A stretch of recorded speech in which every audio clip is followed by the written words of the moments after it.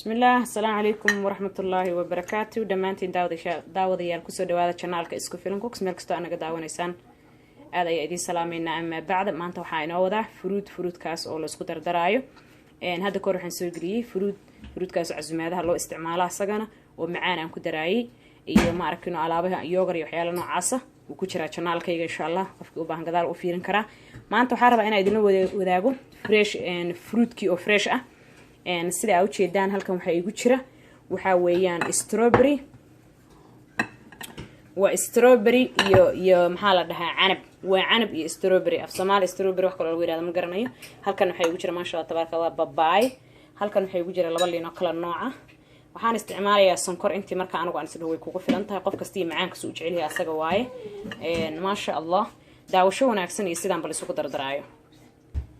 maasha Allah intii baan miiraaya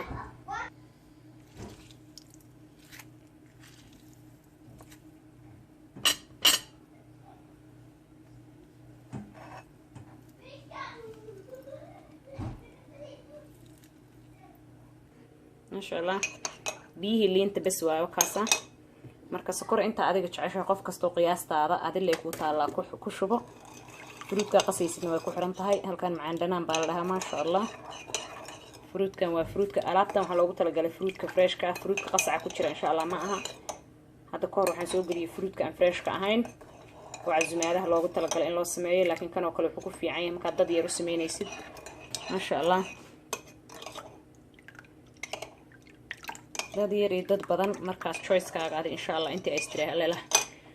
way ku filantaa u samaysanaysaa marka maasha Allah halkan waxa inay sheegay waa babaaygi halkan waa strawberry-gi iyo mahalka la yiraahdo canabki waxaan gadaal uga soo daray wax yar oo ah kiwi marka maasha Allah hadda waxaan sameeynaa marka waan isku dardaraaya halkan aan jeclahay inaan isla geeyo kulligood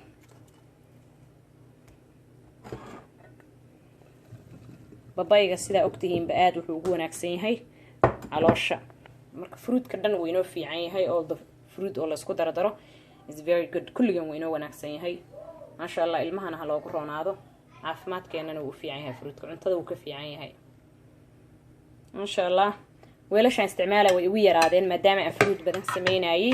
weelkii un baan inaga bedelay wax kale siyaada ma sameyn fruitka insha Allah gabar kasta meesha joogto intii laga helo ama marka gurigaaga taala isku darso maasha Allah dhanaanka iyo macaanka inta qiyaasta aday kugu xiran tahay saa u rabtid dhanaan ama macaan ay ku xiran tahay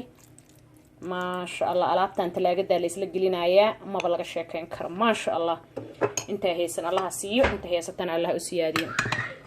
amazing way in badan aan jeclaa fruitkan idin la wadaago summaries around the corner fruitki dhan hadda soo go'aaya marka maasha Allah aan isku walaaqaya clear bacda clear kan afka ooga xiraaya hada weel dabool aad haysto ugu daboolo talaagada la gelinaya maasha Allah ka hor intaan la cunin 30 daqiiqo 40 daqiiqo hal saac ayuu ku wanaagsan yahay inuu kuugu jiro talaagada marka fadlan channelkeena hadaa ku cusub tahay subscribe button-ka taabo hadaa ka heshay videogeena thumbs up la wadaag walaalahaaga kale Facebook-gaaga iyo social media ku sii share gareeya aad ay inaga mahad celinaya daawashada channelka isku filan cooks oo mar walba nagala socotaan annagana idin ballan qaadnay inaan idin soo post gareeyno waxyaalaha xiiso leh ayaamahan xoogaa aan iska busy noqday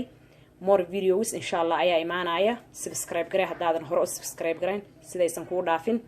insha Allah asbuucan videoyaal badan oo maasha Allah ajaayib ah ayaad la kulmi doontaan inta mar kale hawada isku arkayno ana wax wanaagsan idin wada waxaan idinkaga tagayaa assalaamu calaykum wa rahmatullahi